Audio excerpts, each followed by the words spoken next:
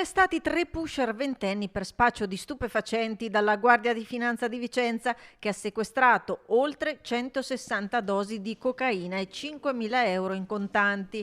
La base operativa del gruppo, composto da un italiano, un russo e un albanese, era nel quartiere dei Ferrovieri in città. Nel caso di specie noi abbiamo sequestrato circa 160 dosi di stupefacente che poi era, diciamo così, assemblato in quello che in gergo viene definito un sasso appunto di cocaina.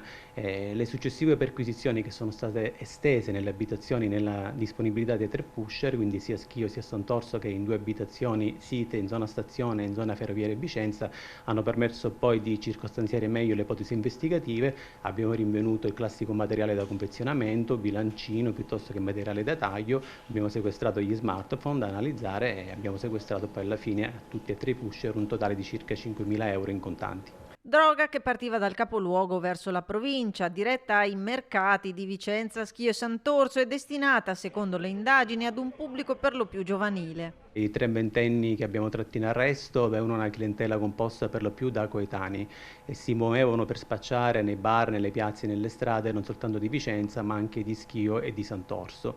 Vorrei evidenziare in questo caso come arrestare appunto gli spacciatori, forse ancor più del sequestro di droga, consente sostanzialmente di allontanare appunto dalle nostre strade, dalle nostre piazze, coloro che mettono in contatto i ragazzi col mondo della droga.